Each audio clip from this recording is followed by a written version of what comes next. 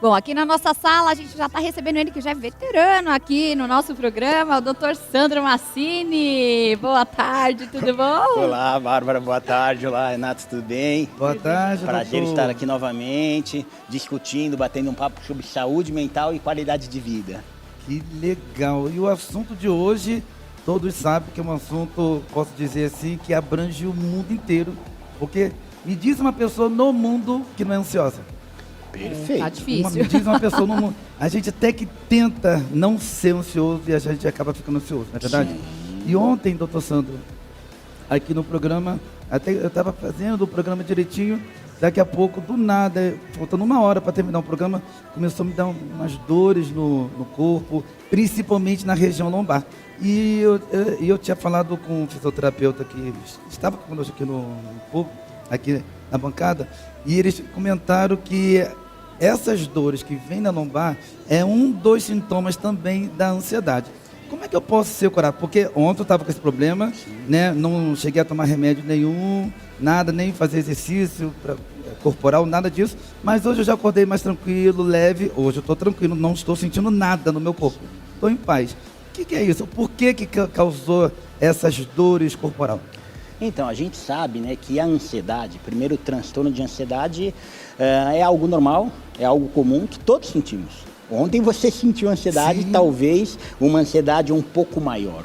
Mas a ansiedade a gente sente a qualquer momento. Eu conversando com vocês, eu poderia estar ansioso, né? Por uma viagem, fazer uma prova, enfim, são várias as circunstâncias que a gente se depara com essa ansiedade. Ansiedade nada mais é do que um estímulo cerebral, ok? De alerta, que nos coloca de prontidão a situações de risco, a situações de medo ou alguma situação que precisamos fugir. Imagina um cachorro vindo latir do seu lado de uma hora para outra. Você vai ter uma descarga muito grande de adrenalina, de noradrenalina, no sentido de você perceber o risco e tomar decisão rápida, em ficar, fugir, se defender, entende? Então, neste contexto, a ansiedade ela é benéfica, porque eu vou fazer uma prova amanhã, eu vou prestar Enem, quando eu era jovem. Jovem ainda. Imagina, prestamos uma prova para o Enem. Concorda que a gente vai se preparar? A gente vai estudar, a gente vai fazer toda uma didática para que a gente vá bem. E isso é organização, que tem a ver com a ansiedade. Agora, a ansiedade começa a se tornar patológica, doentia, quando ela interfere no nosso dia a dia. Aí ela vira uma doença. Uma doença. No seu caso, claro que eu não estou te diagnosticando, mas provavelmente você teve uma descarga de adrenalina, ok? Tirando as causas físicas. Então a gente precisaria avaliar com o ortopedista, ver se realmente você não tem nenhuma causa orgânica, nenhuma causa física, ok? Porque a gente sabe que a ansiedade, ela produz vários sintomas físicos. E não é só dor nas costas. Quais são? Sudorese, taquicardia, dificuldade em respirar, palpitação, tremores, visão turva. Tem pessoas que relatam mal-estar, ânsia de vômito, diarreia. Então, assim, a mão suada também. Muito, as mãos, os pés. Então, os sintomas são vários, né? No meu consultório, eu costumo receber, a Somente Clínicas tem alguns consultórios, um deles é na Pompeia, ao lado de um grande hospital. A gente recebe muitas pessoas vindas do hospital, encaminhadas por médicos do pronto-socorro, com quadros de pânico. Mas elas deram entrada no hospital por um sintoma físico. Uma dificuldade de respirar, achando que estava com problema cardíaco. Eu já vi pessoas que até trava assim, ó. Trava ou tem paralisia alguma, por conta de estresse, ansiedade, né? Perfeito. Aí entra achando que está com um AVC, está tendo alguma coisa E aí após os exames, né? Assim, quantas vezes no pronto-socorro faz... Tudo que é exame, check-up, exame de sangue, enfim, cardiograma, vários exames, e olha que a pessoa não tem nada. E essas pessoas, geralmente, quando sofrem de ansiedade, neste caso, propriamente falando do pânico, isso se torna recorrente. Então tem uma crise, aí não sabe que é pânico, não sabe que é ansiedade, e então não se trata. Aí isso se torna recorrente, semanal, diário. E aí ela chega no hospital várias vezes, aí o médico fala, olha, você precisa procurar um psiquiatra. Você precisa procurar um serviço de saúde mental, porque o seu caso não é clínico, não é físico. O seu caso é cognitivo, é emocional. E, doutor, você acha que... desculpa, Renato. Aqui me veio uma pergunta aqui. Você acha, então, que o tratamento para ansiedade, ele é medicamentoso também? Ou ele é muito mais no psicológico? Sim. Então, nos casos leves, que a maior parte da população... Bom, trazendo só um recorte, né? Antes da pandemia... O Brasil ele é classificado como o país mais ansioso do mundo. Uau! Então a gente amarga essa triste estatística. Somos o país mais ansioso do mundo, ok? Chegando a quase 19 milhões de pessoas. Uau. Então mais de 9% da nossa população. Teve um estudo agora pós-pandemia em 2021, publicado agora em março, recente, pela Organização Pan-Americana de Saúde, dizendo que no mundo, percebe-se que esta ansiedade mais patológica, que esta um pouco mais grave, chega-se em torno de 25% da população mundial. Então, um quarto das pessoas estão sofrendo de algum tipo de ansiedade, voltando a algum tipo. Então, uma ansiedade mais leve, mais branda, necessariamente apenas com o acompanhamento terapêutico, a gente consegue reverter o quadro. Porque a ansiedade, assim, o que faz a terapia no consultório? A gente ajuda o cliente, o paciente, a perceber os gatilhos da ansiedade. Ajuda ele a se encontrar no contexto qual ele vive para ressignificar alguns sentimentos. Porque é um pensamento intrusivo. O que é ansiedade? É um pensamento intrusivo que fica perturbando a gente com alguma coisa geralmente desagradável, algum medo, algum trauma, alguma desgraça, catástrofe, algum pensamento obsessivo. Que fica lá martelando. Ali. Se você não tem habilidades cognitivas para diluir esse pensamento, colocando outro para fazer algumas coisas, você acaba aquele diagnóstico que é o TOC, transtorno obsessivo compulsivo, é isso. Então a pessoa acaba tem se aflorando. O TAG também, né? Sim, o TAG, transtorno de ansiedade generalizada. Que é quando já está no máximo da ansiedade. Que dentre os transtornos de ansiedade é o que mais acomete todo mundo. Então o TAG é o carro-chefe, é o mais comum. Já o transtorno obsessivo, então ele tem essa obsessão, ele não dá conta, ele não consegue, e aí ele descarrega nos comportamentos compulsivos, por isso o nome. Então eu tenho um pensamento que me incomoda, eu quero arrancar ele da minha cabeça, já que eu não tenho técnica, já que eu não aprendi, já que eu não estou medicado, eu vou na ação. Na pandemia eu recebi uma senhora no consultório. O TOC ele tem algumas características bem específicas, né? Ela tinha por contaminação. Limpeza, isso, né? Por limpeza. Nossa, então, imagina com essa coisa do álcool gel e da lavagem das mãos, ela desenvolveu uma obsessão tão forte de pensamento que ela iria se contaminar, mas foi tão forte, tão severa, que ela passava o dia inteiro lavando as mãos e álcool gel, não só na mão como no rosto. Meu Deus. Então ela teve uma dermatite severa nas mãos e no rosto. Tem gente que toma banho, assim, 20 banhos por dia, já Isso, olha, este tema ansiedade, a gente teria que fazer 2, 3 programas. Sim, por quê? Porque vamos fazer a parte 1 hoje. Hoje vamos fazer a parte 1. Vamos falar disso mesmo. Né? Porque teria que ser, eu penso assim, porque a ansiedade, como você disse, que é a nível mundial, teria que ser o programa inteiro a gente poder abordar isso. Sim. E como você estava falando também, doutor, acerca do Enem, o brasileiro ele tem um costume de deixar tudo para a última hora. Aí foi o que você disse, que o Brasil está no ranking a nível mundial de crise de ansiedade. Sim. Aí eu te pergunto, como o brasileiro deixa tudo para a última hora, você tinha falado também a respeito de preparo. A pessoa que já se prepara, um exemplo, nós estamos no mês de março, a prova do Enem costuma ser setembro, outubro, novembro. Quem já está se preparando entre janeiro e fevereiro até o dia da prova, ela tem menos probabilidade dela ser ansiosa do que aquele que vai fazer a prova em setembro, outubro e deixar para estudar faltando, sei lá, 15 dias, 20 dias. Perfeito. Que aí vai ficar o quê? Desesperado. Ai, como é que eu vou fazer? Ai, será que vai dar para eu tirar a cola? Perfeito, exatamente. É isso mesmo? Exatamente. A diferença, ansiedade ambos vão ter. Eu posso dizer que é um preparo. Perfeito. As pessoas que são preparadas, elas estão menos ansiosas. Sim. Porque, olha, a ansiedade, se a gente olhar grosso modo, a ansiedade o que é? É a gente viver algo que não existe. A ansiedade é eu me projetar no futuro. Entendi. É eu me preocupar com algo que está por vir. Isso é ansiedade. Pegando o Enem. Então, outubro, novembro, dezembro. Eu estou preocupado hoje. Será que eu vou passar? Que nota eu vou tirar? O que eu vou ter que estudar? Entendi. Então, eu me projeto. Né? Enquanto quando a gente se cuida, quando a gente se percebe, o autoconhecimento, a terapia, quando a gente se cuida, a ideia é fazer o quê? Você vir por hoje e a gente precisa resolver os problemas de hoje. Porque os problemas de amanhã, a gente é incapaz de vivenciá-los, né? Porque a gente não sabe se vai acontecer, como que a gente vai estar, então a gente precisa viver o hoje. Então a ansiedade, de certa forma, a gente desprende do hoje, do aqui, do agora, que é a única coisa que a gente pode decidir é o hoje, são as nossas decisões hoje. Sim. O amanhã realmente me foge.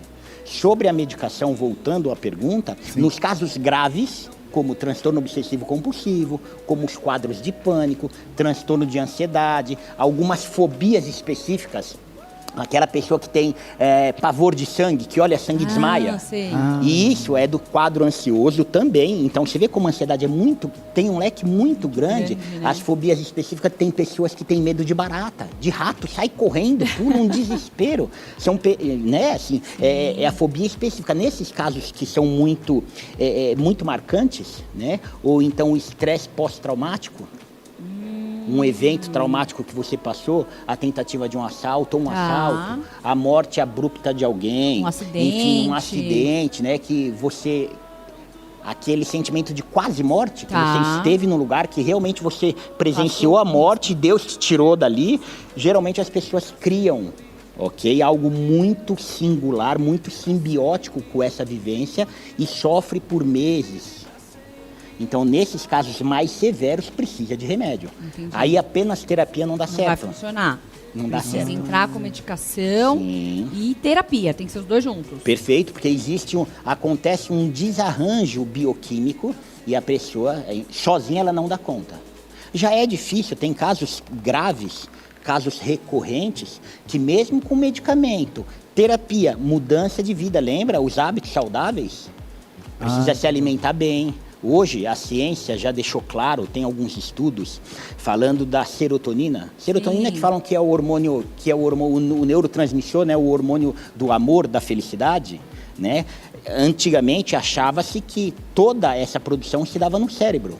Hoje, estudos mais modernos comprovaram que 95% desta produção é feita pelo aparelho gástrico. Sério? Sério? Imagina doutor? que é a barriga.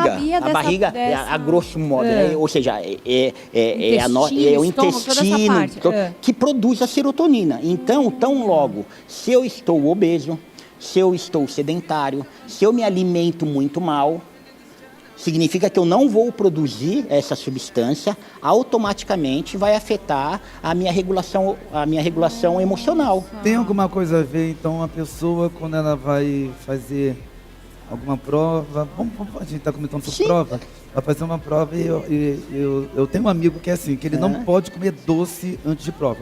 Que se ele comer algum doce, sei lá, 1 hora antes ou meia hora antes, prova dá diarreia para ele. Ele começa a dar uma crise, fica tão nervoso, dá uma crise de ansiedade. Então, isso é o sintoma físico da ansiedade. Às vezes não tem nem a ver com caso clássico. Não tem a ver com doce, necessariamente com o doce. É claro que o doce ele pode ser um agente, um gatilho, pode ser, claro, né? Porque cada caso é específico. Mas em toda a literatura diz que essas reações físicas é tudo do quadro de ansiedade. Tem hoje um estudo que eles falam que o glúten também, né? Sim. Ele é um dos maiores gatilhos e vilões para quem tem ansiedade. Sério, Pablo? Porque inflama. Uma vez, quando o seu aparelho gástrico está inflamado, você deixa de produzir um monte de substâncias. E aí você fica intoxicado. Então esse é o problema. Você intoxica, você inflama, né, a síndrome do intestino inflamado, né, síndrome do intestino irritado. É isso, você acaba se prejudicando, né?